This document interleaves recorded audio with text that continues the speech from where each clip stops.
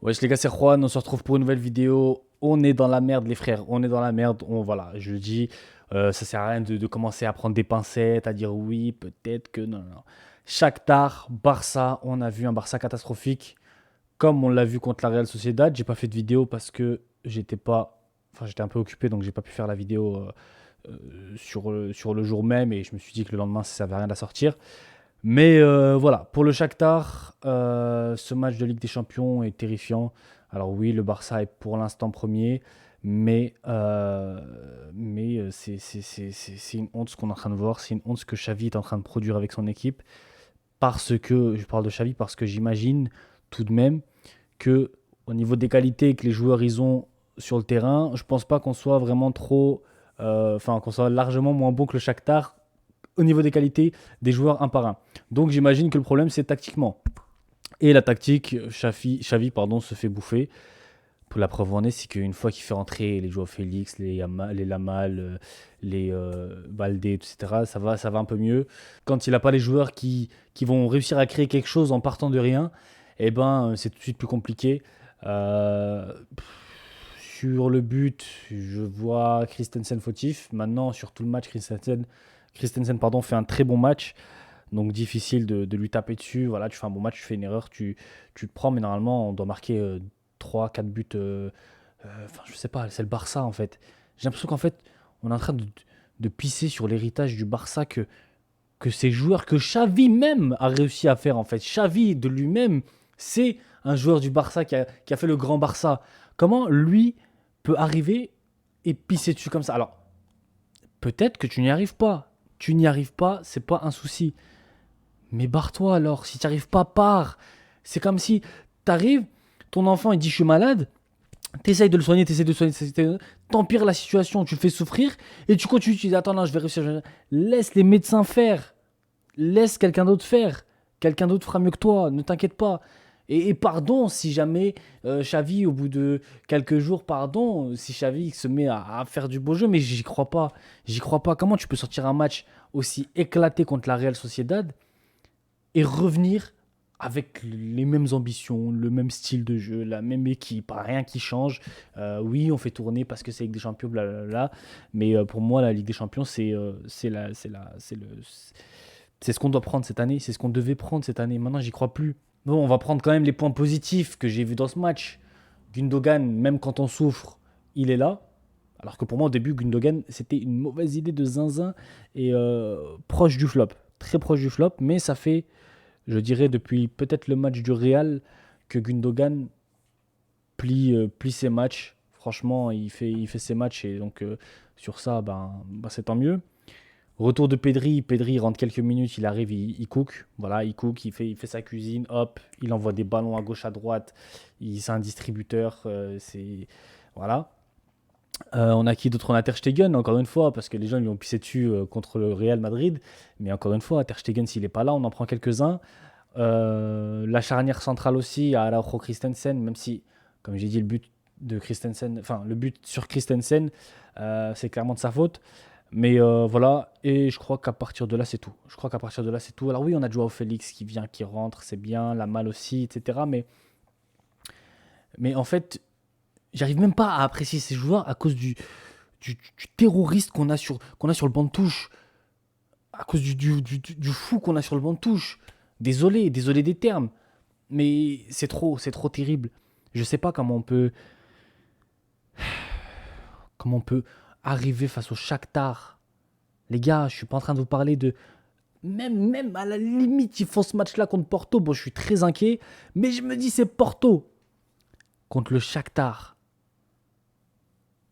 Contre le Shakhtar, les gars. Contre le Shakhtar. Alors oui, on avait une excuse, hein.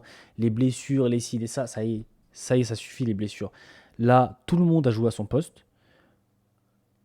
Et qualitativement, si on prend joueur par joueur, le gardien du Shakhtar contre le gardien du Barça, le défenseur central à droite du Shakhtar contre le défenseur central, etc., etc., je pense qu'on donne absolument tous les points sur papier aux joueurs du Barça. Donc on n'a aucune raison de perdre contre cette équipe, si ce n'est tactique. Le seul problème est tactique. Et peut-être l'envie, l'ambition, mais bon, ça c'est des choses C'est des choses que pour moi, c'est aussi le coach hein, qui doit faire entrer ça dans la tête des gens, hein. On a aussi un Lewandowski en dépression. Je sais pas ce qui lui arrive. Lewandowski, je sais pas s'il n'arrive pas à télécharger la dernière match de Fortnite. Je sais pas s'il a des problèmes avec sa femme, ses enfants, ses parents. Je sais pas ce qui lui arrive. Mais ce mec-là, il faut qu'il commence à comprendre que le nom de famille ne fait pas tout. Mais lui doit le comprendre, ça c'est une chose. Mais Xavi aussi doit le comprendre que le nom de famille fait pas tout. Quand tu as un Fermin Lopez qui performe sur tous les matchs avant et qui se retrouve d'un jour à l'autre sur le banc parce que retour de blessure, etc. Donc maintenant c'est aux autres de jouer. Moi personnellement je suis pas d'accord. À un moment donné, il faut arrêter de mettre les joueurs juste par leur nom de famille.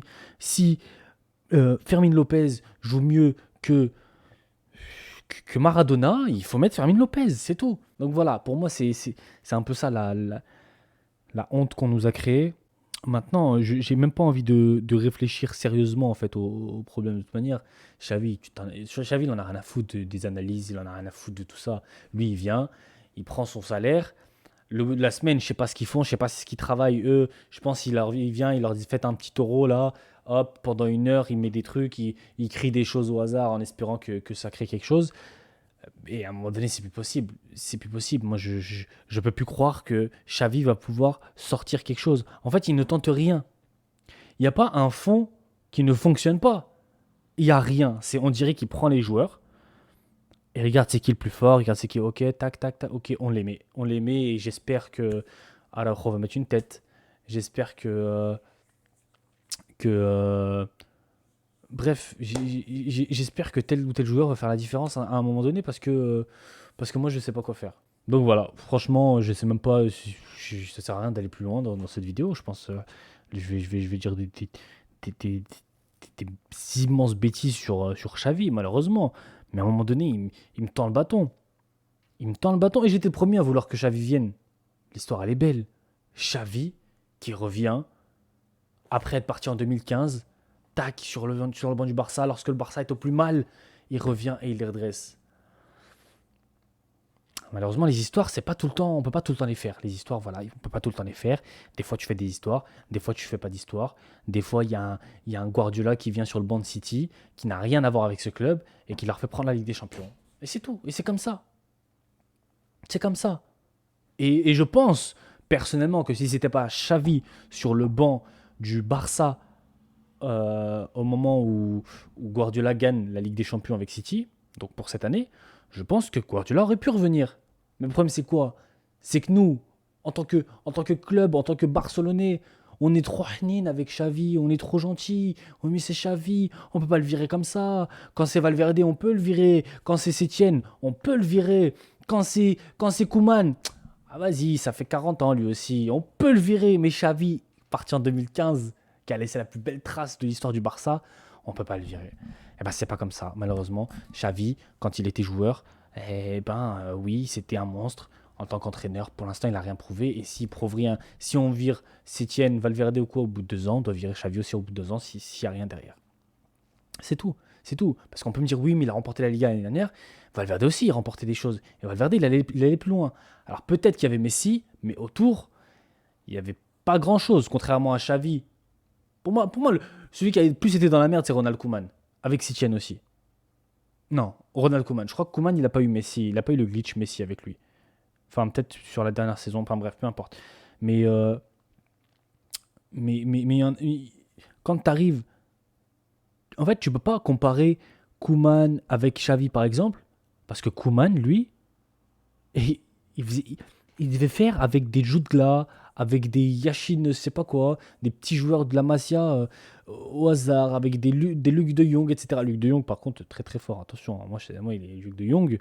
Pour moi, c'est une légende du Barça. Attention, attention, Luc de Jong. Mais voilà, il devait faire avec des joueurs comme ça, des joueurs vite fait, des joueurs fast-food. Voilà, des joueurs fast-food qu'on savait, au bout de 2 3 mois, ça allait être gaze, mais voilà, on devait faire avec. Xavi, on lui a donné un budget. On a fait remonter les trucs du club, les finances du club pour pouvoir lui offrir un mercato décent. On a fait venir Ilkay Gundogan, il a Lewandowski, il a Rafinha, il a Joao Félix, Cancelo, Araujo Christensen, Pedri, Gavi. Roméo, il nous a cassé la tête pour avoir Roméo. Qu'est-ce que tu fais avec Roméo là? Qu'est-ce qu'il fait Roméo maintenant? Qu'est-ce qu'il fait? Et le problème, c'est en plus d'avoir fait des mauvais choix, ça arrive à tout le monde, mais c'est qu'il est têtu dans ses choix.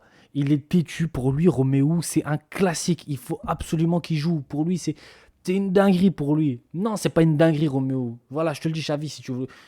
C'est pas une dinguerie. C'est pas une dinguerie. Roméo, quand il est arrivé, j'avoue, il a fait quelques belles prestations. On s'est dit, oh, et si Xavi avait eu l'œil plus que d'autres, peut-être, tu vois? Eh ben non, il n'a pas eu d'œil. Et en plus, le problème, c'est que il a pas eu d'œil et maintenant il fait l'aveugle. Maintenant il fait l'aveugle. Non, Roméo il doit jouer, il doit jouer. Non, il doit pas jouer. Pour moi, tu mets Gavi, De Jong et après tu mets Fermin Lopez parce que Pedri et De Jong, non, Gundogan et Fermin Lopez parce que Pedri et De Jong sont blessés. Enfin, bon, plus maintenant. Je pense que Pedri prochain match, si tu me le mets pas titulaire, Xavi, c'est qu'il y a un souci. T'as fait quelque chose. Mais voilà. Voilà, je vais pas aller plus loin. Franchement, je vais pas aller plus loin. Là, je suis déçu. Bon, là, je vais mettre le match du PSG, même si la vidéo sortira après. Mais je la tourne entre deux matchs, parce que bon, le temps de la poster, etc., je vais rater le match. Et voilà. Voilà, pas grand chose à dire, les gars. Hein. C'est la souffrance. C'est la souffrance. C'est ça d'être supporter du Barça en 2023. Les petits là de 7 8 ans, là. Comment on va avoir une génération on va avoir un vide de supporters à un moment donné, ça va être terrible. Hein. Parce que là, les petites 7 8 ans là, qui doivent choisir leur équipe, là, les 7 8 ans et 10 ans qui doivent choisir leur équipe, celle qui va la suivre toute leur vie, je suis pas sûr qu'ils vont se pencher vers le Barça. Hein. Je suis pas sûr. Hein. Je suis pas sûr que ça donne envie à grand monde. Hein. Et pourtant, on a une génération miracle. Hein.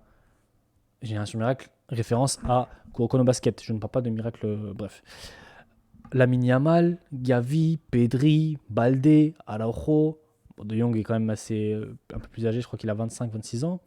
On a Joao Félix, on a des jeunes, les gars. L'avenir est radieux. Enfin, Fermin Lopez, l'avenir est radieux. Mais qu'en est-il du présent? Enfin bref, passez une bonne soirée. Voilà, j'ai pas grand chose à dire de plus. Bravo au Shakhtar aussi pour cette victoire, bien sûr. Il faut souligner qu'ils ont fait vraiment des bonnes prestations, ils ont fait des bonnes actions. Franchement, Shakhtar, ils m'ont presque impressionné si on n'avait pas une équipe de merde qui ne savait pas aligner trois passes. Vraiment. Là, ils m'auraient impressionné. Un bon Barça avec ce Shakhtar-là et ce résultat-là, j'aurais dit chapeau, chapeau le Shakhtar. Mais là, compliqué. Enfin bref, ciao les gars, commentez, partagez, likez, tout ce que vous savez. Puis voilà, j'ai rien d'autre à dire. Xavi, s'il te plaît, démissionne. Si tu démissionnes pas, s'il te plaît, Laporta, attrape Xavi par ses cheveux en hérisson et fais-le sortir de mon club, je t'en supplie.